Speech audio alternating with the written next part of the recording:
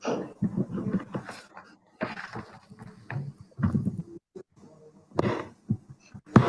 আলাইকুম।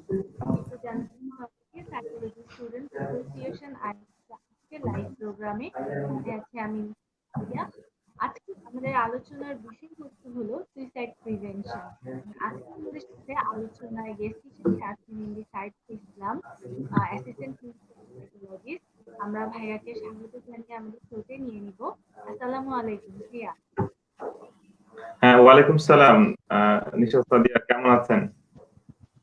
আছি ভাই, আলহামদুলিল্লাহ ভালো আছি। আপনি ভালো আছেন?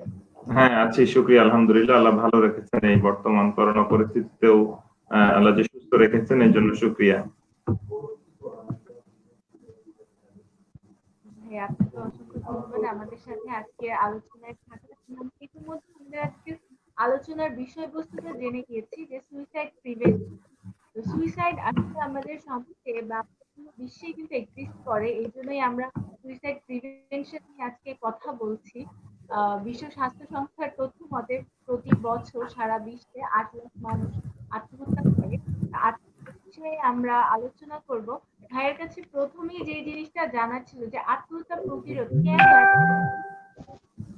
একটা বিষয়।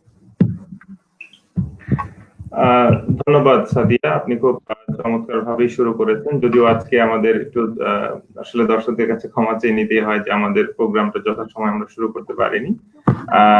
কিন্তু তারপরেও শুকরিয়া যে আসলে আমরা শুরু করতে পেরেছি। প্রথম কথা হচ্ছে যে সত্যিকার অর্থে আমরা ঠিক যেই মুহূর্তে কথা বলছি, আমরা একটু আগে আপনি যে পরিসংখ্যানটা দিলেন যে সারা বিশ্বে প্রায় প্রতি বছর 8 লক্ষ উপরে মানুষ মারা যান এই সুইসাইড করে বা আত্মহত্যার দ্বারা শিকার হয়ে। তো ঠিক তারই আরো কিছু ধারাবাহিকতা রয়েছে। যেমন আমরা যদি বলি প্রতি মুহূর্তে কেউ না কেউ অ্যাটেম্প নিচ্ছে। একটা ডাটা বলছে যেটা হচ্ছে যে প্রায় প্রতি 42 সেকেন্ডসে একজন করে অ্যাটেম্প নেয় সুইসাইড নেওয়ার, এবং প্রতি 17 মিনিটের মধ্যে একজন সাকসেসফুলি উনি সুইসাইড সম্পন্ন করেন এবং একজনকে আপনারা হয়তো কি বলে আমাদের পৃথিবী ছেড়ে চলে যাচ্ছেন এই সুইসাইড দ্বারা। তো এই পরিসংখ্যানটা কিন্তু বলে দিচ্ছে যে নিঃসন্দেহে এই টপিকটা কতটা গুরুত্ব বহন করে আসলে আমাদের বর্তমান সময়ে। আমরা ঠিক কথা বলছি এর মধ্যেই হয়তো বা কোনো একজন অলরেডি আত্মহত্যা করে ফেলেছেন। তো এই বিষয়টা কিন্তু আমাদেরকে খুব ভাবায় এবং চিন্তার একটা খোরাক দেয় যে না, সত্যিকার অর্থে এটা কতটা গুরুত্বপূর্ণ টপিক হিসেবে আসে। যদিও আমরা খুব আলোচনা অনেক বেশি করা হয় না এটা নিয়ে, কিন্তু তারপরেও এই সাইকোলজি স্টুডেন্টস অ্যাসোসিয়েশন এরকে আমি আসলে ধন্যবাদ জানাতেই হয় যে তারা চমৎকার একটি বিষয়কে আজকে লাইভ প্রোগ্রামে নিয়ে এসেছে। তো নিঃসন্দেহে এটা অনেক গুরুত্ব বহন করে। জি ভাইয়া, আরেকটা যে ব্যাপার যে এই যে আমাদের যে মানুষ আত্মহত্যা করছে, তাদের এই আত্মহত্যার জন্য মেইনলি দায়ী কি? তার দুর্বল মানসিকতা নাকি তার আশেপাশে যে প্রেক্ষাপট, সেটাকে আমরা বেশি দায়ী করতে পারি? খুবই চমৎকার প্রশ্ন যে আসলে ব্যক্তির মানসিকতা দায়ী কিনা বা তার ব্যক্তির প্রেক্ষাপট দায়ী কিনা। আমি ঠিক এটাকে একটু ভিন্নভাবে বলতে চাই ভাবে যে এককভাবে কোনো একটাকে আমরা দায়ী করব না, যে আসলে ব্যক্তির মানসিকতা কিনা বা ব্যক্তির প্রেক্ষাপটটা কি সেটা না। যখন আমরা একটু দেখি আসলে একজন মানুষ কি কারণে সুইসাইডের দিকে ধাবিত হয়, তার মৌলিক কিছু কারণ রয়েছে। তার মধ্যে একটা থাকে যে জেনেটিক্যাল কিছু ফ্যাক্টর থাকে, যে তার ফ্যামিলি হিস্ট্রিতে যদি দেখা যায় যে কোনো একজন ফ্যামিলি মেম্বার তিনি সুইসাইড করেছেন, এমন হিস্ট্রি যদি তার ফ্যামিলিতে থাকে, এটা অনেক বড় ট্রিগারিং ফ্যাক্টর হয়ে থাকে তার সে পরবর্তী মানুষটা উনিও সুইসাইড করার ক্ষেত্রে। আবার অনেক সময় দেখা যায় যদি মানুষটার মেন্টাল ইলনেস থাকে, বেশ কিছু মেন্টাল ইলনেসের সাথে সরাসরি সুইসাইড খুব বেশ কানেক্টেড। যেমন একটা থাকে মেজর ডিপ্রেসিভ ডিসঅর্ডার, বা আমরা অনেক সময় তাকে সিভিয়ার ডিপ্রেশন বলি, প্রচন্ড হতাশাগ্রস্ত যে মানুষগুলো। তো এটারও কিছু সাইন সিমটম রয়েছে যেটা দেখে আসলে আমরা বুঝতে পারি যে মানুষটার মধ্যে কিছু ভালনারেবিলিটি ইন্ডিকেটর রয়েছে, যে ইন্ডিকেটরের মাধ্যমে আমরা ধরতে পারবো যে বা বলতে পারবো যে উনি হয়তো সুইসাইডের রিস্কের মধ্যে আছেন। সে রিস্কের মধ্যে যেমন বললাম যে প্রথমত বললাম যে মেজর ডিপ্রেসিভ ডিসঅর্ডার, এবং সেটা হতে গেলে তার বেশ কিছু সাইন সিমটম লাগে। আমি যদি একটু করে বলি, যেমন তার প্রচন্ড মন খারাপ থাকে, কোনো কিছু করতে তার আগ্রহ লাগে না, রাতে ঘুম হয় না, কোনো কিছু ভালো লাগে না তার, লেথার্জিক ভাব আসে, নিজের প্রতি একটা ইনঅ্যাপ্রোপ্রিয়েট গিল্ট কাজ করে, সুইসাইডাল আইডিয়েশন এবং অ্যাটেম্প্ট, এই জিনিসগুলো এর সাথে খুব ওতপ্রোত ভাবে থাকে মেজর ডিপ্রেসিভ ডিসঅর্ডারের সাথে। এটা টানা 2 সপ্তাহ বেশি সময় ধরে যদি একটানা চলতেই থাকে এবং তার ফাংশনালিটি যখন ইম্পেয়ারমেন্ট হয় তখন আহ, সেটা মেজর ডিপ্রেসিভ ডিসঅর্ডারে যায়। এর পাশাপাশি রয়েছে যেমন বাইপোলার মুড ডিসঅর্ডার বলে একটা সাইকোসিস প্যাটার্নের একটা রোগ রয়েছে। সেই রোগের সাথেও রয়েছে তার অনেক বেশি সম্পৃক্ততা, এবং সেখানে তার ব্যক্তির মধ্যে সেই ইনফ্লেটেড মুড থাকে, মুডটা প্রচন্ড সুইং করে, যে ইম্পালসিভলি কিছু বিহেভিয়ার করে, সেলফ হার্ম বিহেভিয়ার থাকে তার মধ্যে। তা নিজেকে খুব ছোট মনে করে এবং তাৎক্ষণিক কোনো একটা কিছু করে ফেলবে, এরকম সেলফ হার্ম বিহেভিয়ার গুলো বাইপোলার মুড ডিসঅর্ডারে থাকে, সেখানে বিশেষ করে ডিপ্রেসিভ ফেসে থাকে ওই সময়টাতে। এর পাশাপাশি সিজোফ্রেনিয়া যেটা কিন্তু মানসিক রোগ আছে, তার সাথেও কিন্তু সম্পর্কিত আছে। অর্থাৎ আমি মোটা দাগে বলছিলাম মেন্টাল হেলথ প্রবলেম বা ডিসঅর্ডার রয়েছে, তার সাথে সম্পৃক্ত রয়েছে এই সুইসাইড করাটা। এর পাশাপাশি যদি তার লাইফে কোনো মেজর ট্রমাটিক ইভেন্ট থাকে, যেটা ছোটবেলা থেকে চাইল্ড অ্যাবিউজ, সেক্সুয়াল অ্যাবিউজ যদি থাকে, অ্যাসাল্টের শিকার হয়ে থাকেন তিনি, সেক্ষেত্রেও তার খুব বড় ধরনের এই ধরনের ক্রাইসিস মোমেন্টে দিয়ে যদি তিনি যান, তাহলে তিনি সুইসাইড করার ক্ষেত্রে অনেক বেশি মানে প্রবণ হয়ে থাকেন। হ্যাঁ, আমরা তখন এটা একটা ট্রিগারিং বা রিস্ক ফ্যাক্টর হিসেবে আমরা তখন দেখি। তো আপনি বলছিলেন প্রশ্নতে যে আসলে তার মানসিকতাই কিনা, খেয়াল করে যখন আমরা এই সেন্সে বলি যে তার যেহেতু সুইসাইডটা ব্যক্তি নিজে করেন, তার নিঃসন্দেহে এই বিভিন্ন ফ্যাক্টর, বিভিন্ন রিস্ক ফ্যাক্টর গুলো যখন ট্রিগার করে, ব্যক্তির মধ্যে এক ধরনের টেন্ডেন্সি কাজ করে যে না, আমি হয়তো একটা সমাধানের পথ হয়তো এটা খুঁজে নিব, যে পথের মাধ্যমে আমি নিজেকে মুক্ত করতে চাই। তো সেই হিসেবে তখন উনি সুইসাইড করে। একদিকে তার মানসিকতা জড়িত, অনেকগুলো ফ্যাক্টর জড়িত, তার মানে আমি বলবো যে দুটো দিকই সমান বা একটা পরিপূরক হিসেবে কাজ করে একজন মানুষ সুইসাইড করার ক্ষেত্রে। এভাবে আমি আসলে শুরুটা করছি। জি ভাইয়া, আপনি বলছিলেন যে কিছু ইন্ডিকেটর আছে, তারা আসলে ব্যাপারগুলো সম্পর্কে খুব বেশি অবগত না। তো সেক্ষেত্রে তারা কিভাবে বুঝবে, পরিবারের মানুষজন বা আশেপাশের মানুষজন, বন্ধু বান্ধব, তারা এটাকে কিভাবে আইডেন্টিফাই করবেন যে একজন ব্যক্তি আসলে এই যে সুইসাইডের দিকে দিনে দিনে ধাবিত হচ্ছেন, বা তার যে এই ধরনের চিন্তা ভাবনা আসছে, এগুলোকে আশেপাশের মানুষজনরা কিভাবে ডিল করবে? হ্যাঁ, খুবই দারুণ একটা প্রশ্ন, যে আসলে সত্যি করে আমরা আসলে কি করে বুঝবো যে একজন মানুষ আসলে সুইসাইডাল হচ্ছে কিনা। তো এর কিছু ওয়ার্নিং সাইন রয়েছে, যে সাইন গুলো দেখলে আমরা আসলে বুঝি ব্যক্তি আসলে তার সুইসাইডাল টেন্ডেন্সি বা সুইসাইডের দিকে যেতে পারে। তার মধ্যে যে রোগের কথাগুলো দু একটা আমি বললাম, তার সিমটম হিসেবে কিছু আসতে পারে, আবার কখনো কখনো তার আউটব্লাস্ট হিসেবে শুধুমাত্র আমরা অনেক সময় বিহেভিয়ারটাকে আমরা দেখি যে সে কিছু একটা করছে।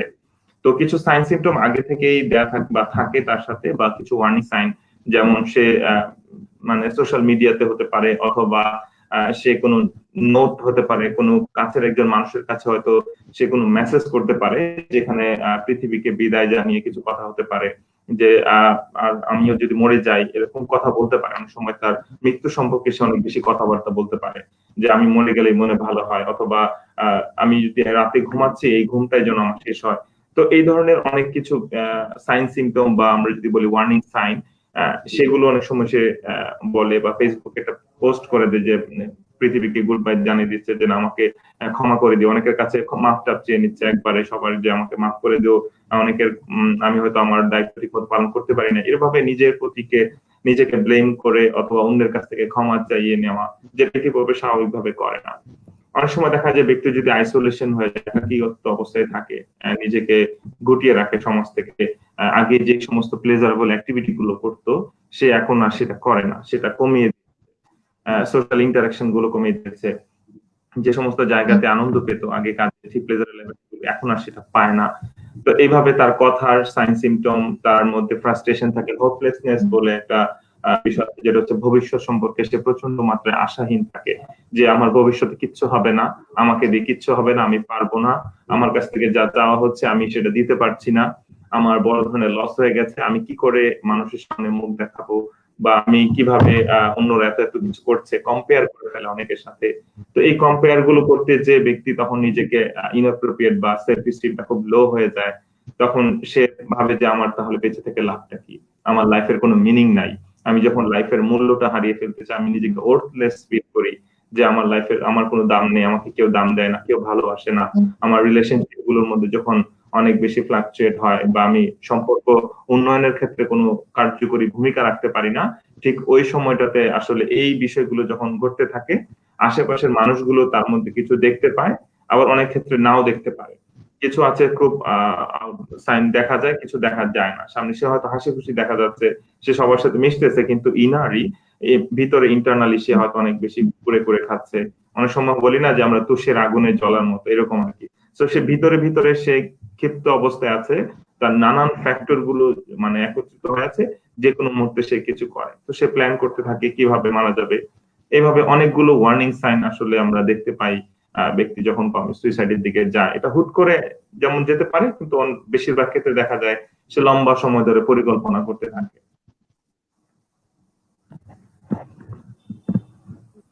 হ্যাঁ, আমরা একটা জিনিস দেখতে পাই যে ইয়াং জেনারেশনের মধ্যে ইদানিং অনেক বেশি আত্মহত্যা প্রবণতাটা চলে এসেছে। এটা কেন? এটা মানে এটা শুধু বর্তমানে না, এটা যদি আপনি ডাটা গুলো দেখতে যান, যে সারা বিশ্বের ডাটা, যে আপনি বলছিলেন 8 লক্ষ মানুষ মারা যাচ্ছে, তার মধ্যে যে প্রথম সারির 1 থেকে 2, প্রথম বা সেকেন্ড যে লিডিং কজ হিসেবে যে সুইসাইড কে দেখা হয়, সেখানে তার এইজটা ইয়থ এজের মধ্যে, সেটা 10 থেকে 30-এর ভিতরে যে এজটা আছে, অর্থাৎ টিন এজ এজটাকে যদি বলি, বা মাত্র তারা অ্যাডাল্টহুডে গিয়েছে। তো এই সময়ের মানুষগুলোর মধ্যে প্রচুর সুইসাইডাল অ্যাক্টিভিটি দেখা যায়। তো এর অনেকগুলো কারণ হতে পারে, যেটা একটু আগে আমরা সিমটম আকারে যেমন তাদের মধ্যে দেখেছি, সেটাও যেমন থাকতে পারে। পাশাপাশি তাদের কিছু লাইফের কিছু ট্রানজেকশন পিরিয়ড আসে, তাদের নিত্য নতুন জিনিসগুলোকে জানার চেষ্টা করে, যে আসলে মানে কি বলা যায়, নতুন ভাবে নিজেকে জানান দিতে চায় যে আমি যা চাই সেটা কি পাচ্ছি কিনা। এটা এক ধরনের হতে পারে। পাশাপাশি একটা মেজর একটা কারণ থাকে এই বয়সে, যেহেতু কিউরিসিটি থাকে, সেই কিউরিসিটি থেকে অনেক সময় তারা সাবস্টেন্সের সাথে যুক্ত হয়ে যায়। যেমন সাবস্টেন্স বলছে মাদকের সাথে সম্পৃক্ত হয়। তো এরকম কিছু মাদকের সাথে সম্পৃক্ত হতে যায়, তখন দেখা যায় যে তার মধ্যে সুইসাইডাল বিহেভিয়ার গুলো চলে আসে, সেলফ হার্মের জায়গাটা আস্তে আস্তে অনেক বেশি সম্পৃক্ত হয়। এবং এই মানে ইয়ত এজের মধ্যে দেখা যায় যে রিলেশনশিপের একটা বড় জায়গা তৈরি হয় অনেকের মধ্যে, অপোজিট সেক্সের প্রতি যে তাদের টান অ্যাট্রাকশন কাজ করে।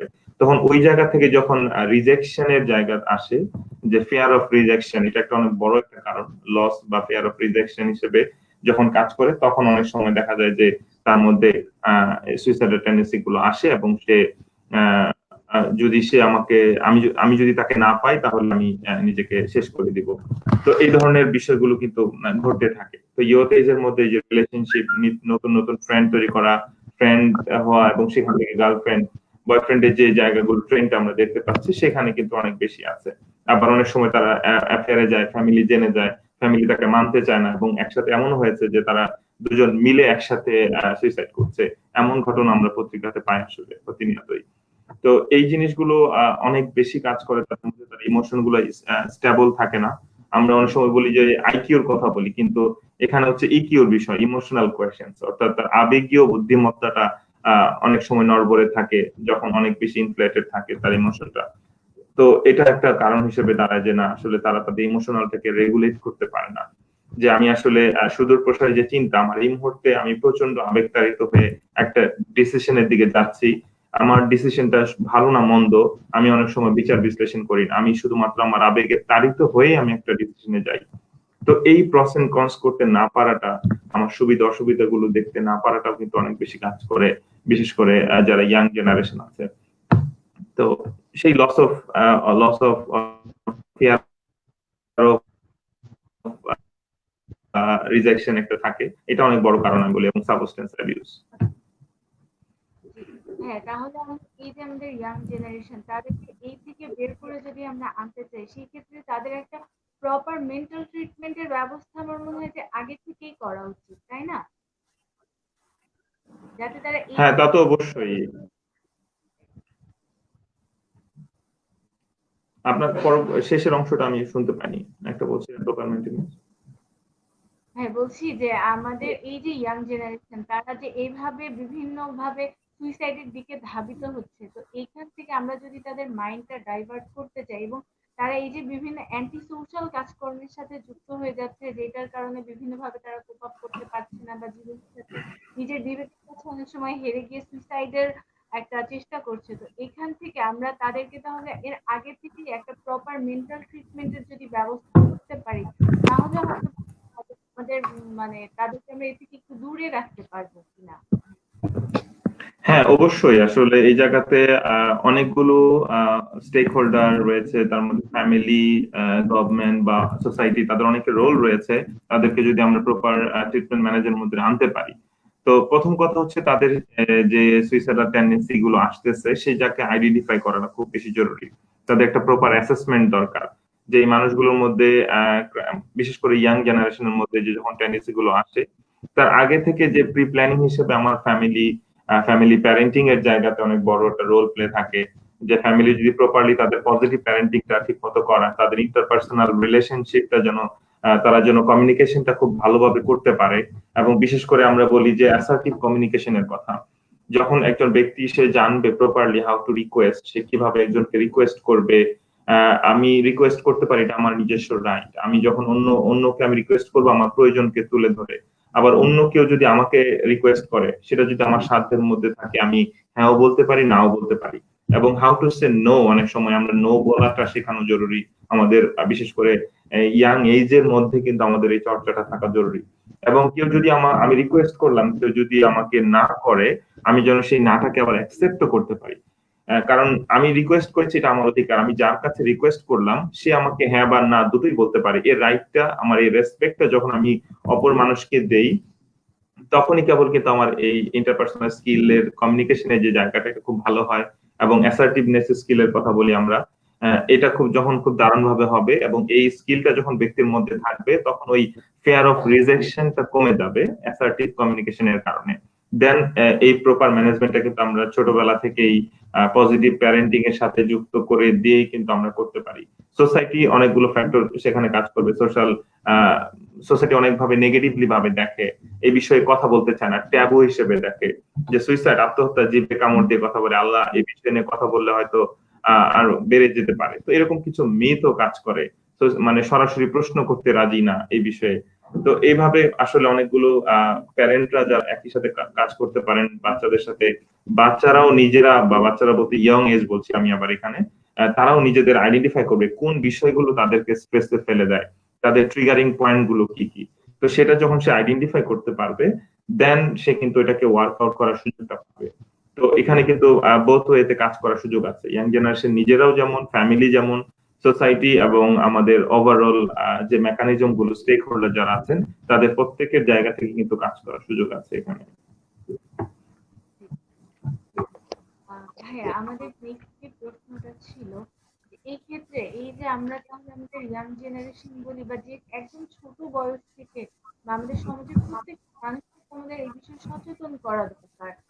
সচেতনতা তো আসলেই দরকার, মানুষ যাতে বুঝতে পারে যে তাদের যে আসলে সমাধান নয়, এবং সমাধান আত্মহত্যা দিয়ে তো আসলে কোনো সমস্যার সমাধান হয় না, বরং সেই মানুষটাই শেষ হয়ে যায়। তো এই ক্ষেত্রে আমরা মানুষের সচেতনতা তৈরি করতে কি পদক্ষেপ নিতে পারি? না, এটা আসলে ঠিক ব্রডার অ্যাসপেক্টের কাজ। আসলে এখানে আমরা অনেক সময় আমরা বলি যে অ্যাওয়ারনেস সেশন করা, অ্যাওয়ারনেস সেশন করলে বুঝি হয়ে যাবে, কিন্তু আসলে সত্যিকার অর্থে কি এটা একটা জাতীয় পর্যায়ে কিন্তু একটা ভূমিকা রাখার জায়গা রয়েছে এখানে। তো আমরা প্রত্যেকের জায়গা থেকে যখন জানবো, কথা বলবো যে হ্যাঁ সুইসাইড এটা কোনো ট্যাবুর বিষয় না, এটা প্রতিনিয়ত ঘটছে, প্রতিনিয়ত মানুষের মধ্যে ট্রমাটিক ইভেন্ট গুলো ঘটছে, তারা প্রচুর ডিপ্রেশনের ভিতর দিয়ে যাচ্ছে, মানসিক রোগ নিয়ে কথা বলার প্রবণতাটা যখন আরেকটু বেশি করে বাড়বে। একটা সময় ছিল যে মানসিক রোগ এই বিষয়টা তো খুবই ট্যাবু আকারে দেখাতো, এখন একটু একটু কথা বলছে মানুষ। আমরা সোশ্যাল মিডিয়াতে অনেকেই কথা বলছে, বিভিন্ন গ্রুপ থেকে লাইভ প্রোগ্রাম গুলো হচ্ছে, সেখান থেকে মানুষজন জানার চেষ্টা করছে যে না, মেন্টাল হেলথ একই সাথে সমান গুরুত্ব বহন করে শারীরিক স্বাস্থ্যের সাথে। তো আমরা শারীরিক স্বাস্থ্য নিয়ে কথা বলছি, যে তার ডায়াবেটিস হয়েছে, তার যে কোনো রোগ হয়েছে, ক্যান্সার মতো রোগ হলো আমরা কিন্তু বলছি। কিন্তু যখন তীব্র মানসিক সমস্যায় ভুগছে একজন মানুষ, সে তার মন খারাপ, সে নিজেও যেমন বের হয়ে আসতে চাচ্ছে না বা চায় না, এবং সোসাইটির কারো, ফ্যামিলির মধ্যে যখন কারো মানসিক রোগ থাকে, সিজোফ্রেনিয়া যদি বলি বড়, সে কিন্তু বলতে চায় না যে আমার ঘরে একজন আছে। সমাজের মানুষ তাকে হয়তো বা নেগেটিভ ভাবে দেখবে, যেটাকে আমরা অনেক সময় পাগল শব্দ অনেকে ইউজ করে, যদিও আমরা এটাকে কখনো অ্যাপ্রিসিয়েট করি না। তো এই জাতীয় বিষয়গুলো যখন পাগলামি শব্দগুলোকে অনেক বেশি বলে, কিন্তু তার ভিতরে কিন্তু কিছু কাজ করছে ইন্টারনালি। যে সে হয়তো ক্রাইসিসের ভিতরে যাচ্ছে। তো এই অ্যাওয়ারনেসটা আসলে আসবে সকল পর্যায় থেকে। সবাই যখন উন্মুখ হয়ে কথা বলবে যে মানসিক সমস্যা মধ্যে পড়লে এটা নিয়ে যে কথা বলতে হয়, এটা শুধুমাত্র শারীরিক সমস্যার মধ্যে যেমন চিকিৎসক প্রয়োজন আছে, যেটা সে মেডিকেশনের আওতায় আসবে, ঠিক একই সাথে মানসিক রোগগুলো যখন দেখা দিবে তখন কিন্তু তার মেন্টাল হেলথ কে ভালো রাখার জন্য যে সাইকোথেরাপি রয়েছে, আবার কিছু সাইকোট্রপিক মেডিকেশন রয়েছে। তো এই মেডিকেশন গুলো যে সে নিতে পারে, এই ব্যাপারে মানুষের মধ্যে যখন সচেতনতা বৃদ্ধি পাবে, কথা বলতে বলতে টিভিতে প্রোগ্রাম হবে, লাইভে আমরা কথা বলছি, পত্র পত্রিকাতে কথা হবে, সব জায়গায় যখন স্কুল কলেজ বিশ্ববিদ্যালয়গুলোতে সব জায়গায় আলাদা করে এই বিষয়টাকে রাখাই হবে আলোচনার মধ্যে, যে কিভাবে এটাকে প্রতিরোধ করা যায় আমাদের একাডেমিক্স এর মধ্যে, আমাদের পলিসি মেকিং এর মধ্যে যখন নিয়ে আসা যাবে। তো এই পুরো রাষ্ট্রীয় ব্যবস্থাপনায় যখন এটা নিয়ে অনেক বেশি কাজ করা হবে, আশা করা যায় যে আস্তে আস্তে এটা অনেকটা কমে আসবে। নিঃসন্দেহে এটা একদিনের বিষয় না, অনেক লম্বা একটা প্রক্রিয়ার মধ্য দিয়ে আসলে যেতে হবে। তাহলে দেখা যাবে যে না, সত্যিকার অর্থে আমাদের এই যে টেন্ডেন্সি, আমাদের একটা বড় একটা অংশ আমাদের সমাজ থেকে আমরা মানুষজনকে হারাচ্ছি এই আত্মহত্যার মাধ্যমে, সেটা রেটটা হয়তো অনেকটাই কমে যাবে। যেহেতু আমরা বলছি এটা প্রিভেন্টেবল, সুইসাইড এটা এমন একটা অবস্থা, এটা একটা রিয়াকশন, একটা চূড়ান্ত রিয়াকশন আকারে কিন্তু ব্যক্তি দেখায়, কখনো কখনো তার মধ্যে ঘুরতে থাকে।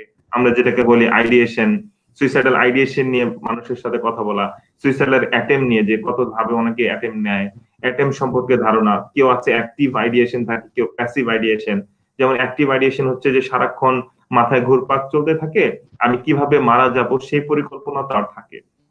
আর প্যাসিভ আইডিয়েশনটা এমন যে তার মধ্যে আইডিয়েশন ঘুরে, যে মাথায় ঘুরতে থাকে যে আমি মারা যাব, কিন্তু তার হয়তো কোনো এক্সাক্ট গোল থাকে না, কিন্তু স্টিল সে কিন্তু হাই ভালনারেবিলিটির মধ্যে থাকে। তো এইভাবে আসলে দেখা যায় অ্যাটেম্প যখন নিয়ে ফেলে কোন একটা মাধ্যমে, লেথাল মিন্স বলি, যে ধারালো অস্ত্র হতে পারে, এমন কোন জিনিস যেটা দিয়ে আসলে নিজেকে হার্ম করে, এই জিনিসগুলো সম্পর্কে যখন মানুষজন জানবে, বুঝবে, কথা বলবে, আমাদের রাষ্ট্রীয় পর্যায়ে, স্টেক হোল্ডার পর্যায়ে যতগুলো অর্গানাইজেশন, গভর্নমেন্ট, নন গভর্নমেন্ট সকল প্রতিষ্ঠান থেকে কিন্তু এ বিষয়ে কথা বলা এবং প্রোগ্রামের মধ্যে নিয়ে আসা এবং পলিসির ভিতরে নিয়ে আসা যায়, তাহলে কেবল আশা করা যায় যে হ্যাঁ, এই সচেতনতা অনেকটাই বৃদ্ধি পাবে এবং আমরা আশা করতে পারি যে হ্যাঁ, এই সংখ্যাটা কমে যাবে, আত্মহত্যার পরিমাণটা।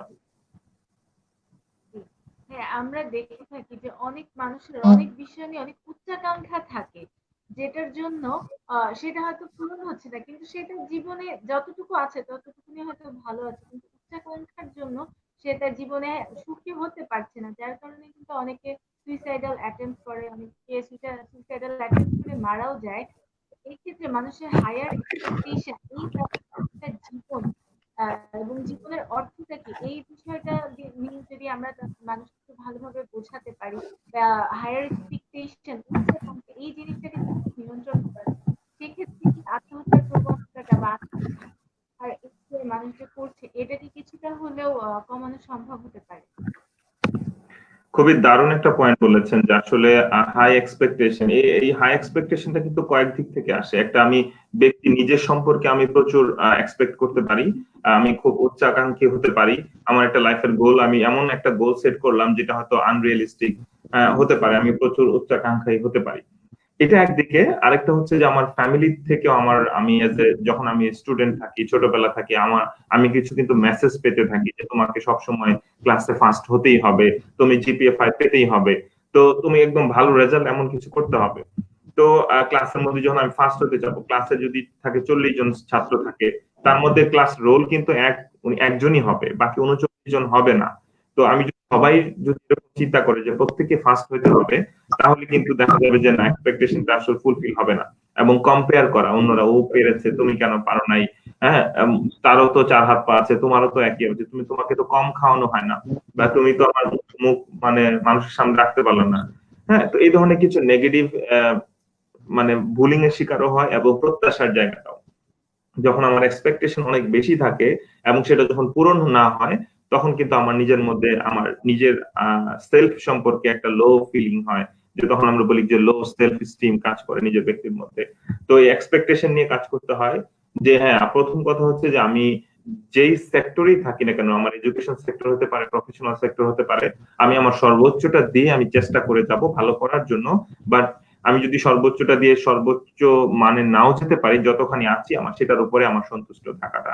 তো এই জিনিসটা স্যাটিসফ্যাকশনের জায়গাটা আপেক্ষিক ব্যাপার। আমি ফার্স্ট হয়ে স্যাটিসফাইড হবো এমন না, আমি আমার সর্বোচ্চ এফোর্টটা দিয়ে আমি যেটা বেটার পেয়েছি আমি সেই জায়গাতে স্যাটিসফাইড থাকাটাই হচ্ছে জরুরি। এবং সেটা প্যারেন্টসদের ক্ষেত্রেও, যে আমি যদি বাচ্চার কাছ থেকে এমন কিছু আশা করি যে আশাটা হয়তো সব সময় পূরণ করতে পারে না, কোনো কারণে একটু এদিক সেদিক হয়েছে, সেক্ষেত্রে তাকে অ্যাকনোলেজ করা যে হ্যাঁ তুমি অনেক চেষ্টা করেছো, অনেক ভালো করার চেষ্টা করেছো, এইবার যতখানি হয়েছে ইটস ওকে, তুমি আর একটু চেষ্টা করে যাও। মানে জাস্ট এনকারেজ করা, তার ইমোশনটাকে ভ্যালিডেট করা যে হ্যাঁ আমি যে চেষ্টা করেছি এতটা দিন আমার একাডেমিক লাইফে, আমার প্রফেশনাল লাইফে আমি অনেকভাবে চেষ্টা করেছি, আমার সর্বোচ্চটা দিয়ে আমি চেষ্টা করছি। তো এটাকে অ্যাকনোলেজ করা যে ইয়েস ইউ হ্যাভ ডান এ লট, অনেক কিছু তোমার দ্বারা করা হয়েছে। তো এই জিনিসটা যখন অ্যাকনোলেজমেন্ট আসবে এবং আমার মানে প্রত্যাশার জায়গাতে যখন আমি একটু করে কমিয়ে নিয়ে আসতে পারি যে না আমি হয়তো সেটা এইবার পারিনি, হয়তো আমি আরেকবার পারবো, আমার হতাশ হওয়ার জায়গাটা এমন না। হ্যাঁ, হয়তো আরেকজন তার নিজস্ব ক্যাপাবিলিটিতে সে এগিয়ে গিয়েছে, কারণ প্রত্যেক এক একজনের ক্যাপাসিটি বা তার লার্ন করার বা অনেক কিছু লার্ন করেছে, আবার সেটাকে ডেলিভার করার ক্যাপাসিটি কিন্তু সবার একরকম থাকে না। তো এটা সৃষ্টিগত ভাবে, তো এই রিয়েলিটিটাকে অ্যাকসেপ্ট করাটাই অনেক বেশি জরুরি। যে আমি কতটা, অনেকে আছে খুব চমৎকার করে লিখে, কারো লেখা হয়তো খুবই কম, বাজে, মানে বাজে বলছি না, মানে একটি কম মানে এক্সপেক্টেড লেভেলে না। তো এটা নিয়ে অনেক সময় কম্পেয়ারিং করে ফেলে যে অন্যরা, তোমার হাতের লেখা তো চিতালা পোকার মতো, আরেকজনের লেখা তো কত গোটা গোটা করে লেখে। তো এই ধরনের কম্পেয়ার গুলো অনেক ক্ষেত্রে নেগেটিভলি বা মানে ব্যক্তিকে ইম্প্যাক্ট ফেলে। তো প্রত্যাশার জায়গাটা অবশ্যই এটা নিয়ে কাজ করাটা জরুরি। এমন এক্সপেকটেশন আমরা করবো না যেটা নিয়ে আসলে আমি যদি কোনো কারণে সেটাতে ব্যর্থ হয়ে যাই, আমি আমার লাইফটা যেন আমি আমার ভিন্ন দিকে না নিয়ে যাই। জি ভাই, আমরা বুঝতে পেরেছি। অসংখ্য ধন্যবাদ ভাইয়া, আমাদেরকে এতগুলো বিষয় অনেক সুন্দর করে বোঝালেন। আমাদের আরো কিছু প্রশ্ন আছে, আমরা আজ যাব সেগুলোতে। ভাইয়া, আমরা তো এখন একটা মহামারীর মধ্যে দিয়ে আসলে এখনো যাচ্ছি, শেষ হয়নি। যে কোনো মহামারীকালীন সময়ে দেখা যায় যে মানুষের মধ্যে আত্মহত্যা প্রবণতাটা খুব বেশি বেড়ে যায় অন্যান্য সময়ের থেকে। তো এই ক্ষেত্রে এই যে যে কোনো মহামারীকালীন সময়গুলোতে মানুষ আত্মহত্যা প্রবণতা থেকে কিভাবে নিজেদেরকে দূরে রাখতে পারে, এই ক্ষেত্রে আমাদের কি করণীয়, আমরা কি পদক্ষেপ নিতে পারি? এটা খুবই প্রাসঙ্গিক ব্যাপার। আসলে যেহেতু আমরা বর্তমানেও একটা মহামারীর মধ্য দিয়ে যাচ্ছি, আর এই মহামারী বিশ্বের মানুষ যে প্রথমবার সম্মুখীন হচ্ছে এমন না, হয়তো আমরা প্রথম এর দ্বারা মানে সম্মুখীন হয়েছি, কিন্তু ইতিপূর্বে অনেক মানুষ মহামারীর দ্বারা আক্রান্ত হয়েছে। এবং এটা দেখা যায় যে যখন মহামারীর দ্বারা আক্রান্ত হয়, অনেকগুলো ইমিডিয়েট অ্যাকিউট কিছু স্ট্রেসর মানে আমাদের সামনে এসে দাঁড়ায়। তার মধ্যে একটা হচ্ছে যেমন আমাদের কর্মহীনতা, জবলেস হয়ে যাওয়া, একাডেমিক্স এর মধ্যে অনেক বেশি হ্যাম্পার হয়ে যাওয়া। আগে আমার যে ধরনের রোল ছিল, আমার ব্যবসা বাণিজ্যতে খুব ভালো অবস্থায় ছিল, আমি এখন আর আগের মতো সেই রোলে নাই।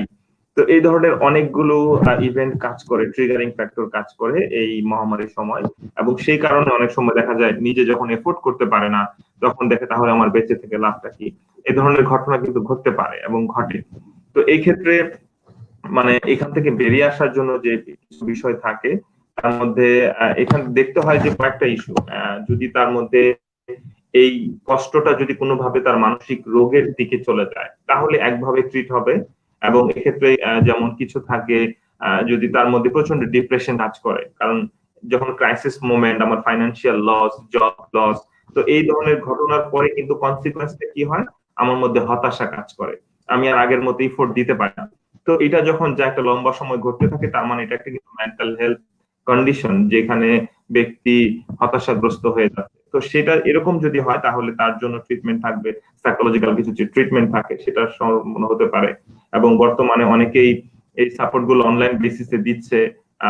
যারা অনলাইনে সাপোর্ট দিচ্ছে সেখানে শরণাপন্ন হতে পারে psychotherapy, clinical psychologist, counselling psychologist, অথবা যারা প্র্যাকটিশনার আছেন, যারা প্র্যাকটিস করছেন সাইকোথেরাপির উপরে, তাদের কোর্স মানে তাদের সার্টেন সার্টিফিকেশনের মাধ্যমে, তো তাদের শরণাপন্ন কিন্তু আসলে হতে পারে।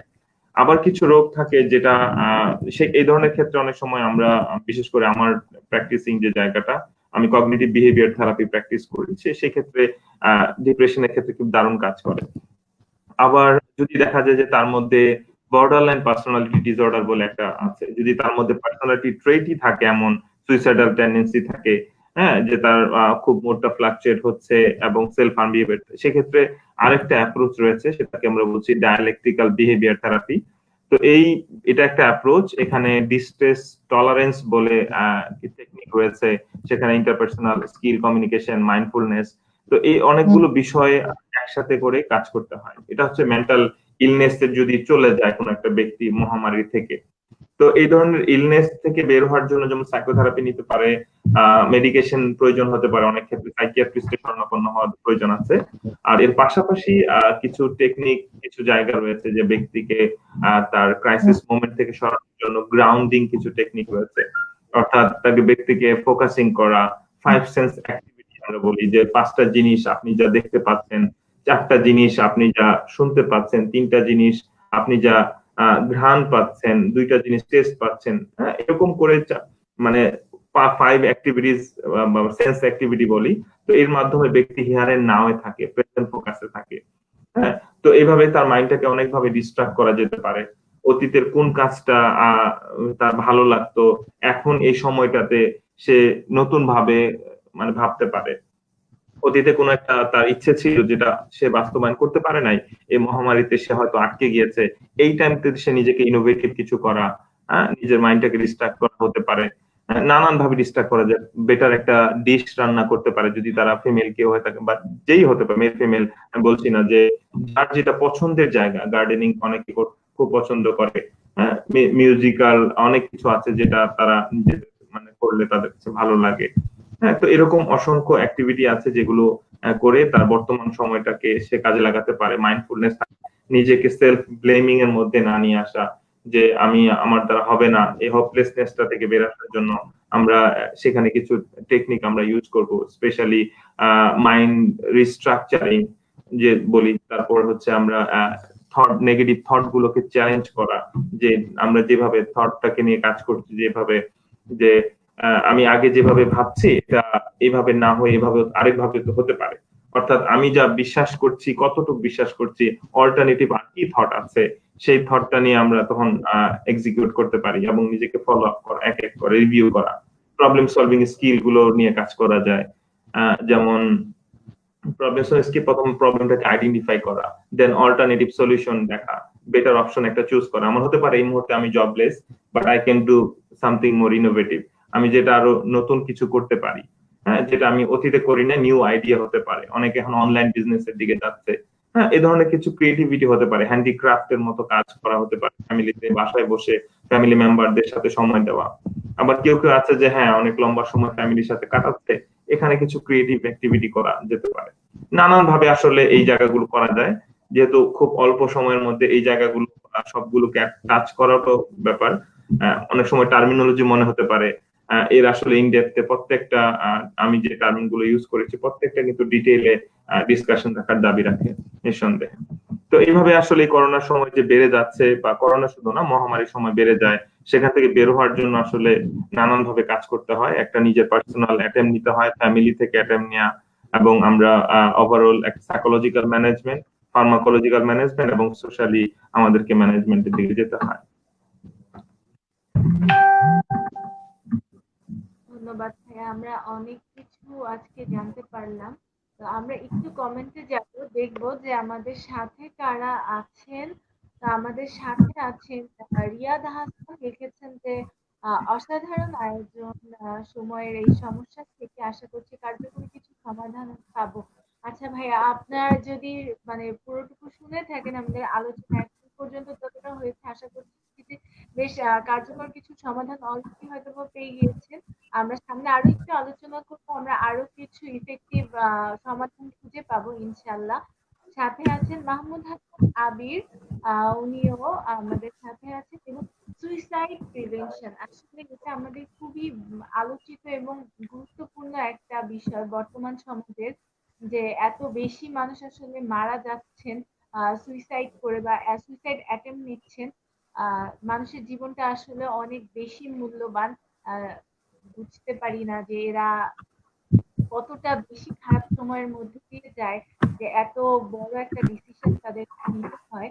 তো ভাইয়া, এটা জানার ছিল, মনে হয় আমাদের অন্যান্য দর্শকদেরও জানা আছে, যে আমাদের সমাজে আমরা যদি শুধুমাত্র বাংলাদেশের প্রেক্ষাপটেও চিন্তা করি, আমাদের কিন্তু বিভিন্ন ক্লাসের লোকজন আছে, উচ্চবিত্ত, মধ্যবিত্ত, নিম্নবিত্ত, বিভিন্ন ক্লাসের লোকজন আছেন যারা একটু উচ্চবিত্ত বা মধ্যবিত্ত আছেন। এই ব্যাপারগুলোতে তারা যে কিছু সাইকিয়াট্রিস্ট দেখাতে পারেন বা কোনো মেন্টাল হেলথ ঠিক করতে পারেন, এই ব্যাপারগুলোতে তারা যদিও বা কিছুটা জেনে থাকেন, কিন্তু যারা একদম আমাদের নিম্নবিত্ত যারা আছেন তারা কিন্তু অনেক সময় এইসব ব্যাপারে একদম অবগতই থাকেন না, এবং তাদের মধ্যে কিন্তু প্রচুর পরিমাণে আত্মহত্যার একটা প্রবণতা থেকেই যায়। তাহলে এই মানুষদেরকে আমরা কিভাবে এখান থেকে বের করে আনতে পারি, বা তাদের একটা আহ, সাহায্যটা কিভাবে করা সম্ভব, সব থেকে সহজ উপায়? আসলে এটা ঠিক এক কথায় বলার মতো যে একদম সবচেয়ে সহজ উপায় বলে এরকম কিছু নেই। তারপরও আমি চেষ্টা করছি একনলেজ করার যে নিঃসন্দেহে ওই মানুষগুলো যারা আমাদের কমিউনিটিতে থাকে বা আমাদের সার্ভিসের অ্যাক্সেস যেখানে খুবই স্বল্প পরিমাণে থাকে, তো এই জায়গাগুলো যখন আইডেন্টিফাই হবে যে হ্যাঁ আমরা একটা সার্টেন এরিয়াকে যদি চিন্তা করি, আমাদের বাংলাদেশের প্রেক্ষাপটে ঝিনাইদহকে একটা ডিস্ট্রিক্ট, সেখানে কিন্তু প্রচুর পরিমাণে সুইসাইডের ঘটনা কিন্তু সেখানে ঘটে, সাউদার্ন পার্টেও কিছু ঘটে, তো স্পেশালি তো কিছু জেলা রয়েছে সেখানে অনেক বেশি পরিমাণে ঘটে, এবং হুটহাট করে তারা কিছু হচ্ছে সুইসাইডের মতো জায়গায় চলে যাচ্ছে, অনায়াসে ফ্যামিলিতে হিস্ট্রি থাকতেছে, কিছু হচ্ছে আমি আমি পাচ্ছি না, যা চেয়েছি প্রত্যাশা এবং প্রাপ্তিতে আমার ঘাটতি হচ্ছে, হয়ে যাচ্ছে, আমি মারা যাওয়ার মতো ঘটনার দিকে চলে যাচ্ছি। তো বিশেষ করে যখন এই পুয়ার বা আপনি যে ক্লাসের বিষয়টা বলেছেন, বিশেষ করে দরিদ্র শ্রেণীর অনেকের মধ্যে তাদের দারিদ্রতা তাদেরকে এমন ভাবে আঁকড়ে ধরে সেখান থেকে আসলে তারা বের হতে পারে না অনেক ক্ষেত্রেই, এবং তারা দেখে যে তাহলে বেঁচে থাকার মানেটা কি হবে। তো এই গরিব শ্রেণী বা যদি বলি যারা তাদের অর্থনৈতিকভাবে একটু কম অসচ্ছল বা কম সচ্ছল, এই মানুষগুলোর জন্য আসলে কিছু সার্ভিস, যেমন আহ বিশেষ করে ঢাকার জন্য যদি বলি, যারা যদি ঢাকা থাকে, ঢাকায় যদি আসতে পারেন, যেমন জাতীয় মানসিক স্বাস্থ্য ইনস্টিটিউট আছে, সেখানে কিন্তু খুব স্বল্প মূল্যে সাপোর্টটা তারা পেতে পারে, খুবই একদম নামমাত্র মূল্যে তারা টিকিট করে তারা সার্ভিস সেখান থেকে নিতে পারে। অনলাইনে কিছু ফ্রি, তারা অনলাইনের হয়তো জায়গাটা, তাদের ইন্টারনেট ফ্যাসিলিটিস নাই, তবে আমার কাছে মনে হয় যে কমিউনিটি ক্লিনিক যেগুলো রয়েছে, এবং সেখানে প্রত্যেকটা জেলা শহরে কিন্তু এই সুযোগটা রয়েছে, যেখানে বর্তমানে গভর্নমেন্টও কিন্তু এই বিষয়টাকে অনেক বেশি গুরুত্ব সহকারে দেখছে, যে সেখানে সাইকিয়াট্রিক বা সাইকোলজিস্ট নিয়োগের জায়গাটা কিন্তু সেখানে ভাবছে, এবং অলরেডি শুরু হয়েছে বিভাগীয় শহরগুলোতে এবং জেলা শহরগুলোতে, চেষ্টা হচ্ছে পর্যায়ক্রমে। তো ওই মানুষগুলো কিন্তু চাইলে সেখানে যেতে পারেন, এবং তাদের জন্য এই কমিউনিটির মধ্যে কিন্তু বিভিন্ন শ্রেণীর মানুষ রয়েছে, যেমন যারা একটু সচেতন, কিছু কম সচেতন, একবার একেবারে সচেতন না। তো যারাই আছেন একটু শিক্ষিত সমাজ কমিউনিটির মধ্যে, তারা চাইলে একটা গ্রুপ তৈরি করতে পারেন, যেমন community based suicide prevention group, তারা একটা ইয়ুথ গ্রুপ, স্কুলের বা কলেজের কোন মানুষ, তারা নিজেরা কিছু ট্রেনিং এর আয়োজন করতে পারেন, কোন রিসোর্স পার্সন কে এনে তারা নিজেরা ট্রেন্ড হলেন, এবং সে কিছু কি মেসেজ গুলো কমিউনিটির মধ্যে ছড়িয়ে দিতে পারেন। তো এইভাবে করে প্রত্যেক সেই গ্রামের মধ্যে নেওয়া যায়, এবং লাইফটা যে তার জন্য ইম্পর্টেন্ট, যে বেঁচে থাকার যে কারণ, যে আমি কেন বেঁচে থাকবো, মিনিং অফ লাইফ, এটার জন্য সে নিজেকে একবার রিথিঙ্ক করে, যে আমার বেঁচে থাকার অনেকগুলো কারণ আছে, মরে যাওয়ার মতো যেমন আমার কাছে এই মুহূর্তে কিছু কারণ মনে হচ্ছে, কিন্তু এট দ্য সেম টাইম আমার বাঁচার জন্য অনেকগুলো বিষয় আছে, আমি আমার জন্য বাঁচবো। অনেক ক্ষেত্রে আমার রিলিজিয়াস কিছু প্রোটেক্টিভ ফ্যাক্টর থাকে, ধর্মীয় বিশ্বাস, যে আমি যদি নিজেকে নিজে হরণম করি তাহলে আমার হয়তো পরকালীন জীবনে আমার ওই জন্য শাস্তি রয়েছে, এটা একটা রিলিজিয়াস, মানে আমি প্রোটেক্টিভ ফ্যাক্টর হিসেবে বলছি। তো এটা অনেক সময় হেল্প করে মানুষদেরকে, যে না, এই ধরনের ডিসিশন, আমি হয়তো ক্রাইসিসের মধ্যে আছি, তার মানে এই না আমি আমার নিজেকে শেষ করে দেব। এবং অনেক ক্ষেত্রে দেখা যায় যে ফ্যামিলি সেপারেশনের জায়গাটা কিন্তু অনেক বেশি ঘটে। হ্যাঁ, তো অনেক সময় যখন ঘটে যায় তখন নিজেকে শেষ করে দিতে ইচ্ছে করে।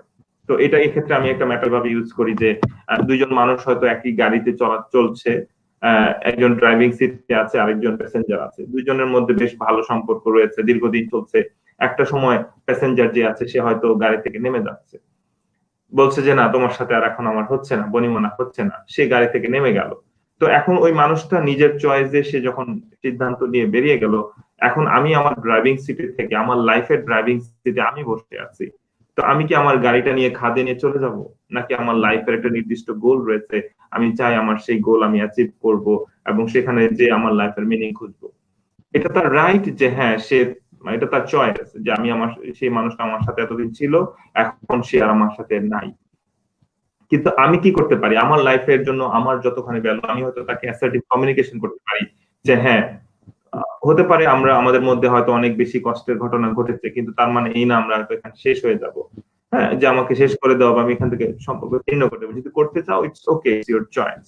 কিন্তু আমরা চাইলে সেখান থেকে কিন্তু একসাথেও আমরা অনেক দূর হাঁটতে পারি যদি রেসপেক্ট করি। আর যদি ডিসিশন নিয়েই ফেলে ওকে আমি আমার গাড়ি ব্রেক করে আমি তাকে নামিয়ে দেবো, দেন আমি আমার গন্তব্যে আমি হাঁটবো। তো এইভাবে কিন্তু অনেকগুলো বিষয় অ্যাওয়ারনেস বিল্ড করা যায় কিছু ম্যাটাফরিক ভাবে। তো এই গ্রামীণ পরিবেশে যে সেখানে আসলে ওই যে আমি যেটা বলছিলাম কমিউনিটি বেসড কিছু গ্রুপ তৈরি করা, ইয়ুথ গ্রুপ বা ইয়ুথ ক্লাবের মাধ্যমে সেখানে কমিউনিটি বেসড ইন্টারভেনশন কিছু আমরা আসলে করতে পারি, অ্যাওয়ারনেস সেশন করতে পারি। তাদের অ্যাকনলেজ করা কোন কোন সাইন সিমটম দেখলে আমরা বুঝবো যে হ্যাঁ তারা হচ্ছে সুইসাইডাল টেন্ডেন্সির দিকে যাবে, সেই সম্পর্কে আমরা অ্যাওয়ারনেস সেশন গুলো করতে পারি। আমার কাছে মনে হয় যে লোকাল লেভেলে এটা হতে পারে। আর যখন এটা আরবান এরিয়াতে হবে তখন আমরা বলবো যে অবশ্যই খুবই দ্রুত সাইকিয়াট্রিস্ট এবং সাইকোলজিস্টের শরণাপন্ন হওয়ার জন্য আসলে আমরা বলবো। ধন্যবাদ ভাইয়া, আমরা এবার কি একদম ক্লিয়ার হয়ে গেলাম। ভাইয়া আরেকটা যে বিষয়, বাংলাদেশের প্রেক্ষাপটে আত্মহত্যার যে রেটটা বা পরিসংখ্যান, যে প্রতি বছর কি পরিমাণে মানুষ মারা যাচ্ছে, এটার খুব নির্দিষ্ট কোনো পরিসংখ্যান ওইভাবে পাওয়া যায় না, যেটা আসলে অনেক গুরুত্বপূর্ণ একটা বিষয়। তো এই যে আত্মহত্যা প্রতিরোধ, এটার ক্ষেত্রে আমাদের পরিসংখ্যানটা জানার গুরুত্ব কতটা? একটা বিষয় হচ্ছে যে স্টিল আমরা এই বিষয়টা প্রতিনিয়ত ঘটছে সারা বিশ্বে, প্রতিনিয়ত মানুষ মারা যাচ্ছে এই আত্মহত্যার মাধ্যমে, কিন্তু বাংলাদেশের প্রেক্ষাপটে এখনো মানে অনেক বেশি গবেষণা আসলে হয়নি, মানে মাত্র স্টার্ট হয়েছে, অনেকগুলো গবেষণা হয়েছে কিন্তু এটা এখন পর্যন্ত এক্সাক্ট ডাটা আসলে আমাদেরকে রিফ্লেকশনটা দেয় না। তো যে আমরা এক্স্যাক্টলি বলতে পারবো যে ঠিক এত বছর প্রতি বছরে ঠিক এক্স্যাক্টলি যেটা আমি শুরুর দিকে হয়তো বলেছি কিনা, আমি আরেকবার বলছি, প্রতি বছর প্রায় আমাদের দেশে রিপোর্টেবল 10,000-এর বেশি মানুষ সুইসাইড করে। তার মানে প্রতি আমরা যদি ওইটাকে যদি দেখি টোটাল এক বছরে প্রতি ঘন্টায় আসলে বা 50 মিনিটে একজন আত্মহত্যা করছে। হ্যাঁ, তো এটা যদি আমি জাস্ট ভাগ করি এভাবে বলছি, কিন্তু এটার এক্সাক্ট ডাটাটা আসলে অনেক বেশি আমাদের কাছে নাই। তারপর রিসেন্ট যে ডাটাটা সেটা ডব্লিউএইচও বিশ্বের মধ্যে যেটা আছে সেটা যে 8 লক্ষের সংখ্যা এবং প্রতি 40 সেকেন্ডে একজন অ্যাটেম্প নিচ্ছে, 17 মিনিটে একজন মারা যাচ্ছে। তো এই ডাটাটা আমরা ওখান থেকে পাচ্ছি। তো এই জিনিসটা যখন আমাদের সামনে থাকবে তখন কিন্তু এটা আমাদের স্টেক হোল্ডার যারা আছেন তাদের মধ্যে কিন্তু একটা মানে কড়া নাড়া দিবে যে আমার ফ্যামিলির কেউ একজন হয়তো বা মনে মনে ধারণা করে রাখছে যে আমি হয়তো সে হয়তো সুইসাইডের দিকে চলে যেতে পারে। তো সেটা কিন্তু আমাকে নক করবে এবং তখন কিন্তু আমার পলিসি লেভেলে আমি এটা নিয়ে কি করতে পারি, মেন্টাল হেলথটাকে আরো কত বেশি স্ট্রেংথেন করা যায় সে নিয়ে তখন তারা কাজ করবে। তো নিঃসন্দেহে স্ট্যাটিস্টিকটা হেল্প করবে আমাদের আইডিয়া এবং ইন্টারভেনশন প্ল্যান করতে, কোন এরিয়াটা বেশি ভালনারেবল, রিস্ক ফ্যাক্টর গুলো কোনগুলো, প্রোটেক্টিভ ফ্যাক্টর কোনগুলো, ওগুলোকে বুস্ট আপ করা, রিস্ক ফ্যাক্টর গুলোকে রিডিউস করা। তো এই জিনিসগুলো নিয়ে কাজ যখন আমরা করতে পারবো সম্মিলিতভাবে তখন এই বিষয়টা নিয়ে আসলে আমাদের সোসাইটি অনেক বেশি বেটার একটা অবস্থানে যাবে আসলে। জি, ধন্যবাদ ভাইয়া, আমরা বুঝতে পারছি। আরেকটা যেটা আমরা কথা বলছিলাম যে আমাদের যার যার অবস্থান থেকে শিক্ষা প্রতিষ্ঠান বা অন্যান্য অর্গানাইজেশন, সোশ্যাল মিডিয়া, আমরা ব্যক্তিগত স্থান থেকে সচেতন আছেন বা যারা এইসব নিয়ে কাজ করছেন, তারা যদি যার যার জায়গা থেকে কাজ করে যেতে পারে তাহলে এটা সকলের জন্য এবং আলটিমেটলি আমাদের সোসাইটির জন্য এবং আমাদের বিশ্বের জন্যই ভালো। এক্ষেত্রে আমি একটু জানতে চাচ্ছিলাম যে আমাদের শিক্ষা প্রতিষ্ঠান বা আমাদের কর্মক্ষেত্রগুলো, তারা আসলে শিক্ষার্থীদের বা তাদের যারা এমপ্লয়ি আছেন তাদেরকে এই যে সুইসাইড প্রিভেনশন এই ব্যাপারে সচেতন করার জন্য কি ধরনের পদক্ষেপ নিতে পারে? দারুণ একটা পয়েন্ট আপনি একনলেজ করেছেন যে আসলে আমরা প্রতিনিয়ত দেখেছি, যেহেতু আমরা বলছিলাম যে ইয়ুথ এজটা অনেক বেশি ভালনারেবল, সেক্ষেত্রে সেই ইয়ুথ এজের জায়গাটা কিন্তু সেই স্কুল কলেজ বা শিক্ষা প্রতিষ্ঠানের জায়গায় যারা পড়ুয়া, স্কুল পড়ুয়া অথবা কলেজ পড়ুয়া বা ভার্সিটি পড়ুয়া যারা আছে তাদের মধ্যে দেখা দেয়। তো সেক্ষেত্রে আমরা আমাদের জায়গা থেকে এবং অলরেডি এটা নিয়ে চিন্তা ভাবনা চলছে গভর্নমেন্টের পর্যায়ে যে প্রত্যেক শিক্ষা প্রতিষ্ঠানে মনোবিজ্ঞানী নিয়োগ করার যে জায়গাটা, এটা একটা বড় খুব কি বলবো সাধুবাদ জানাতে হয় যে সরকার যারা আছেন যে তারা চাচ্ছেন যে প্রত্যেকটা শিক্ষা প্রতিষ্ঠানে সাইকোলজিস্ট নিয়োগ দানের মাধ্যমে কিন্তু এটাকে অনেক বেশি বুস্ট আপ করা, যেখানে স্টুডেন্টরা তাদের কষ্টের কথাগুলো সাইকোলজিস্ট বা যিনি মনোবিজ্ঞানী আছে তার কাছে খোলামেলা বলতে পারবেন, এবং এবং সেই যিনি কাউন্সিলর হবেন বা সাইকোলজিস্ট হবেন তিনি ওই যে ছাত্র বা যে ছাত্রী আসবেন তার কাছে কথা বলতে খুব মন খুলে খুব অ্যাক্টিভ লিসেনিং করবেন, এবং তার সম্মান হানি যাতে না হয় এমন ভাবেই কথা বলবেন, তার প্রপার কনফিডেন্সিয়ালিটি মেনটেন করে তার কথাগুলো শুনবেন।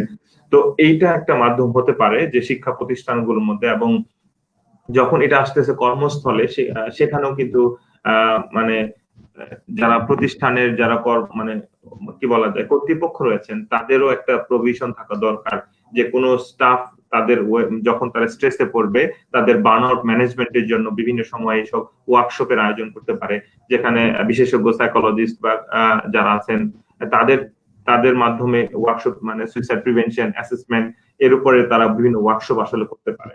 তো এভাবে করে তাদের মধ্যে অ্যাওয়ারনেস হবে, এবং সেফটি সিকিউরিটির ব্যাপারে অনেক বেশি কাজ করা যেতে পারে, যেখানে স্টাফদের নিজেদের মধ্যে অনেক সময় দেখা যায় কেউ কেউ হয়তো বিশেষ করে ফিমেল স্টাফরা অনেকভাবে বুলিং এর শিকার হয়ে থাকে, বিভিন্ন অ্যাসাল্টের শিকার হয়। তো এই বিষয়গুলো যখন কোড অফ কন্ডাক্টের ভিতরে থাকবে এবং সেটার বাস্তবায়ন থাকবে তখন দেখা যাবে যে হ্যাঁ কর্মস্থলেও এই বিষয়গুলো যাদের আইডিয়েশন আছে বা রিলেশনশিপের মধ্যে বাউন্ডারি গুলো অনেক সময় দেখা যায় অফিসিয়াল এনভায়রনমেন্ট মধ্যে একজন আরেকজনের বেশ ইন্টিমেট রিলেশনের সময় অনেকে চলে যায়।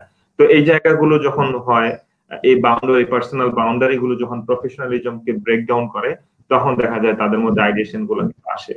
তো সেই ক্ষেত্রেও কর্তৃপক্ষ যারা আছেন তাদের কোড অফ কন্ডাক্ট এবং কিছু সুইসাইড অ্যাসেসমেন্টের উপরে ওয়ার্কশপ এবং শিক্ষা প্রতিষ্ঠানের মনোবিজ্ঞানী এবং প্রফেশনাল যারা আছেন এক্সিকিউটিভ বডি অথবা কর্পোরেট সেক্টরও সাইকোলজিস্ট যদি প্রত্যেকটা প্রতিষ্ঠানে থাকে সেই জায়গা থেকে তাদের মেন্টাল হেলথ কে বুস্ট আপ করা যাবে, এবং তারা আশা করা যায় যে হ্যাঁ নিঃসন্দেহে তাদের একটা বেশ ভালো একটা অবস্থান হবে যে আমরা আসলে কমাতে পারবো এই আত্মহত্যা প্রবণতার জায়গাটা। যে বিষয় যে আমাদের এশিয়া এবং আমাদের আরো এশিয়ার যে বিভিন্ন দেশগুলো আছে এবং বিভিন্ন উন্নত যে দেশগুলো আছে সেখানে যেটা দেখতে পাই যে সুইসাইড এই ব্যাপারটা বৈধ। তো কোনো যারা পলিসি মেকার আছেন পাবলিক হেলথ পলিসি মেকার যারা আছেন এইটাকে কি কোনোভাবে চেঞ্জ করা যায়, বা চেঞ্জ যদি করা যায় সেক্ষেত্রে কি আপনি কোনো প্রতিরোধ সম্ভব, আমরা কি এটাকে একদম নির্মূল করতে পারি কিনা? হ্যাঁ, এই আসলে কিছু কিছু গবেষণাপত্র এরকম পাওয়া যায়, বা স্টিল বিশ্বের অনেকগুলো দেশ রয়েছে যেখানে সুইসাইডকে লিগাল হিসেবে দেখা হয়, বাট অনেক দেশের এটাকে ইলিগাল হিসেবে বা পানিশেবল যারা অ্যাটেম্প নেয় তাদেরকে বিশেষ করে যে সমস্ত মুসলিম অধ্যুষিত যে কান্ট্রি গুলো রয়েছে যেখানে রিলিজিয়াস স্ট্রেংথ অনেক বেশি, তো এই যারা মানে অনেকটা কনজারভেটিভ মানে রিলেশন বলছে মানে রিলিজিয়াস যে ভ্যালুস গুলো রয়েছে সেই জায়গাটা নিয়ে যারা কাজ করে তারা সেই সমস্ত দেশগুলোতে এটাকে মানে ইলিগাল হিসেবে দেখা হয়।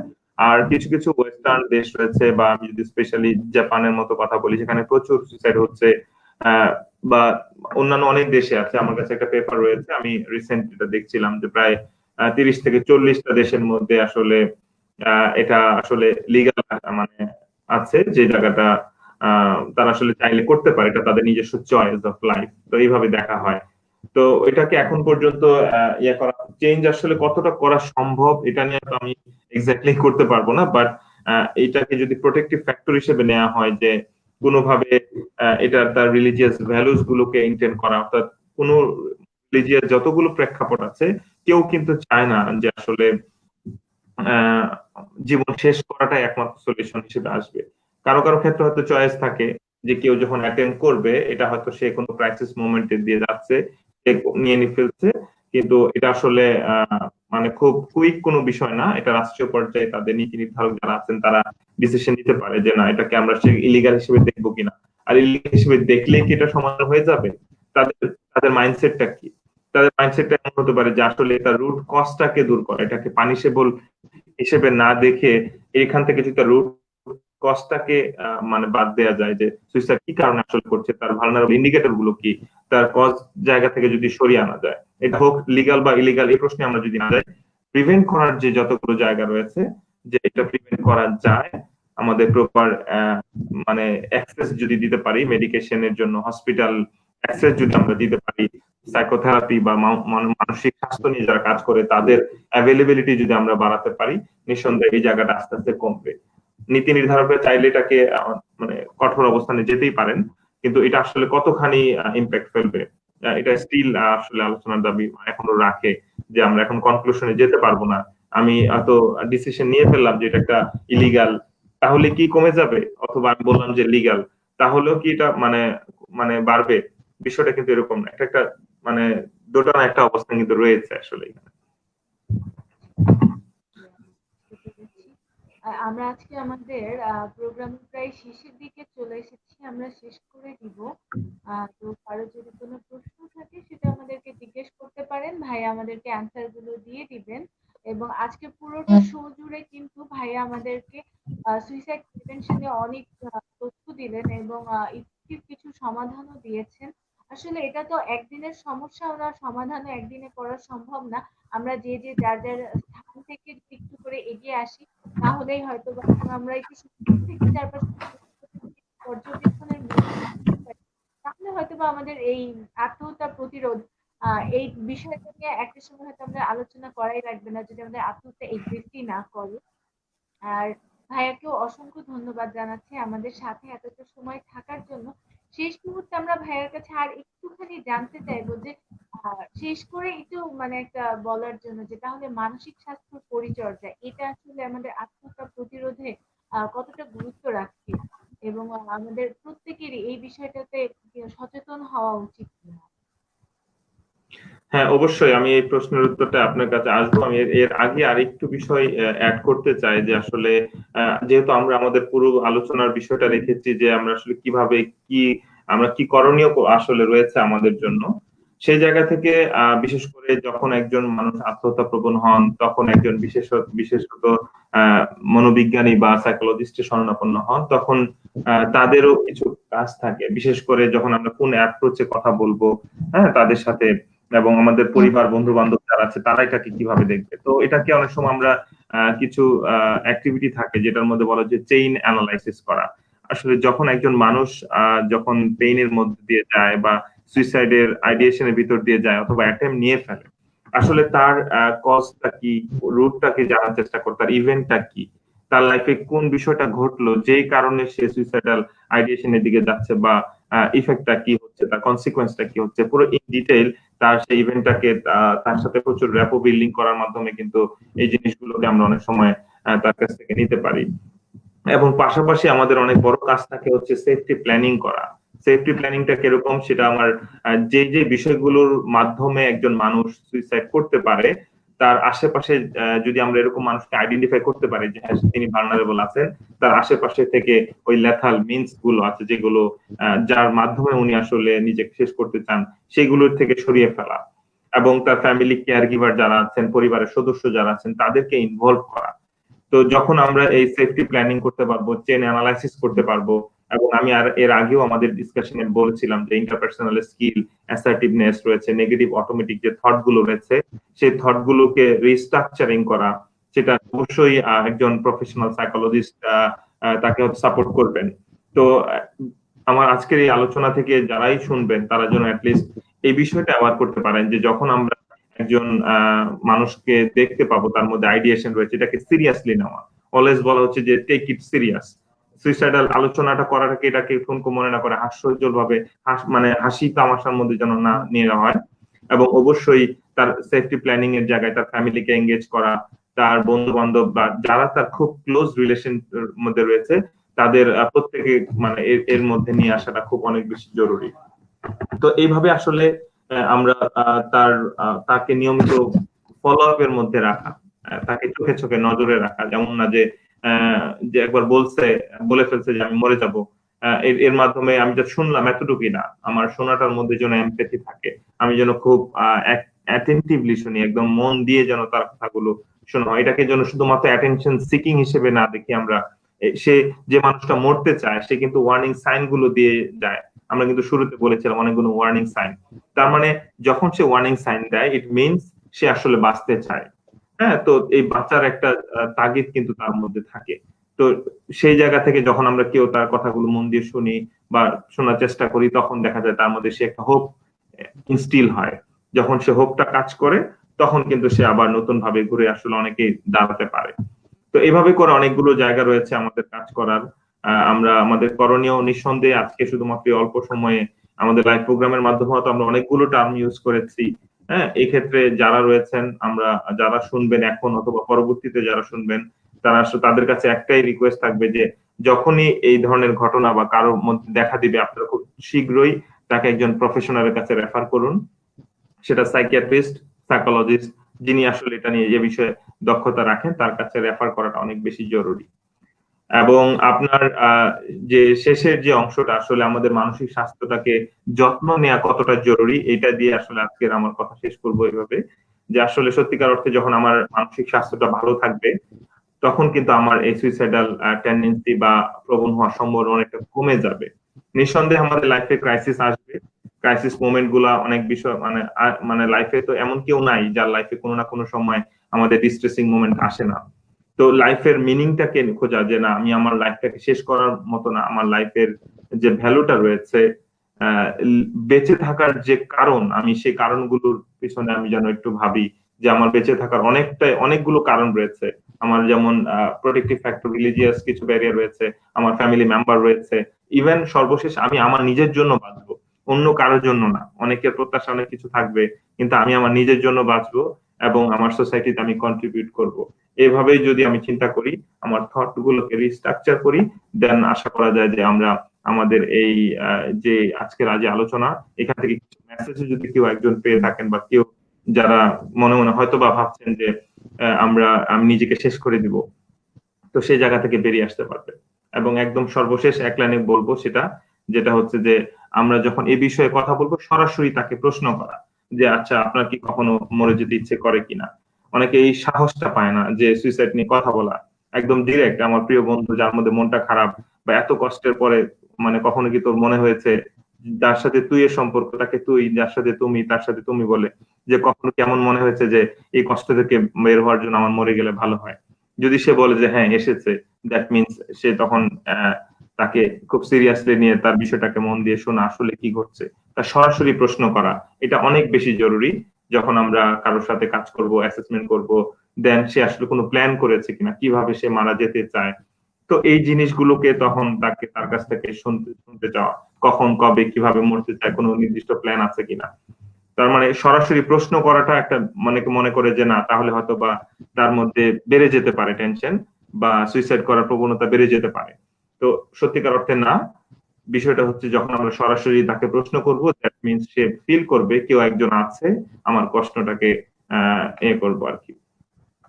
তো থ্যাংক ইউ আসলে এত সুন্দর একটা প্ল্যাটফর্মে আমাকে সুযোগ করে দেয়। আই ফিল অনার্ড যে আপনারা যারা এই আয়োজনটা করেছেন, স্পেশালি সাইকোলজি স্টুডেন্ট অ্যাসোসিয়েশন, তারা খুব চমৎকার চমৎকার লাইভ প্রোগ্রাম করে। ইতিপূর্বে আমি কিছু লাইভ দেখেছি, আমার সিনিয়র আমার জুনিয়র যারা আছে তারাও এসেছেন, আমি তার ধারাবাহিকতা এসেছি এবং ধন্যবাদ আমাকে আমন্ত্রণ করার জন্য আজকের এই লাইভ প্রোগ্রামে। সবাইকে ধন্যবাদ। জি ভাই, আপনাকেও অসংখ্য ধন্যবাদ আমাদের সাথে থাকার জন্য। আজকে এত সুন্দর আলোচনা, এত ভালো কিছু সমাধান এবং ইফেক্টিভ কিছু সমাধান, এতগুলো তথ্যবহুল আলোচনা করার জন্য আপনাকেও অসংখ্য ধন্যবাদ। লাস্ট মোমেন্টে আমরা হয়তো একটা প্রশ্ন পেয়েছি, যদি আজকে আমাদের আলোচনার বিষয়বস্তু ছিল সুইসাইড প্রিভেনশন, কিন্তু একজন আমাদেরকে প্রশ্ন করেছেন যে ডিপ্রেশন কন্ট্রোল কিভাবে করবেন। তো আসলে একটা বিশাল আলোচনা। এখন এটার অ্যান্সার মানে 2 মিনিটে দিয়ে শেষ করার মতো না। তো আমরা বলবো যে আমাদের সাথেই থাকবেন, পেজের সাথেই থাকবেন এবং কারো যদি এই ধরনের সমস্যা থাকে তারা যারা সাইকিয়াট্রিস্ট আছেন এবং সাইকোলজিস্ট আছেন যারা প্রফেশনাল আছেন তাদের সাথে যোগাযোগ করার জন্য, তাহলে হয়তো বা উনি আরো বেটার একটা ফলাফল পাবেন। এবং আমাদের সাথে ছিলেন যারা আমাদের সাথে ছিলেন অসংখ্য ধন্যবাদ জানাই। এবং ধন্যবাদ জানাই পিএসএ কে এবং সাইদুল ভাইয়াকে অসংখ্য ধন্যবাদ জানাচ্ছি আমাদের সাথে এতক্ষণ থাকার জন্য। আমাদের পিএসএ যারা এবং এতক্ষণ ধরে যারা আমাদের শো এর সাথে ছিলেন এবং শো করার জন্য যারা আমাদেরকে কাজ করে গিয়েছেন, টেকনিক্যাল যারা আছেন, যারা আমাদের প্রতিটি শো এর আগে এত সুন্দর করে ব্যানার তৈরি করেছেন, প্রত্যেককে অনেক ধন্যবাদ জানাচ্ছি। এবং আজকে একটু আন্তরিকভাবে দুঃখিত, টেকনিক্যাল সমস্যার জন্য আমরা আমাদের প্রোগ্রামটা যথাসময়ে শুরু করতে পারিনি। আশা করছি নেক্সট টাইম থেকে আমরা শো গুলো যথাসময়ে করতে পারবো। আপনারা সবাই থাকবেন। আর আচ্ছা ভাইয়া সাদিয়া, আমি যদি আপনি শেষ করার আগে ভাই একটা প্রশ্ন যেহেতু করেছেন যে ডিপ্রেশন আসলে কিভাবে কন্ট্রোল করবে, তো যেটা আপনি বলছিলেন যে আসলে এটা একটা লম্বা আলোচনা রাখে, তারপরও আমরা জাস্ট যেটা বলবো যে যেটা বলেছেন যে প্রফেশনালের সাথে যোগাযোগ করা, পাশাপাশি কিছু আমরা অতীতে যে কাজগুলো প্লেজারেবল অ্যাক্টিভিটি গুলো আছে সেগুলোকে একটু রিস্টিল করা, যে হ্যাঁ আগে আমার যে কাজগুলো করে ভালো লাগতো এখন ভালো লাগছে না, বাট আমি একটু বিহেভিয়ারাল অ্যাক্টিভেশন করা, আমি ওই কাজগুলো একটু একটু করে শুরু করাটা দরকার।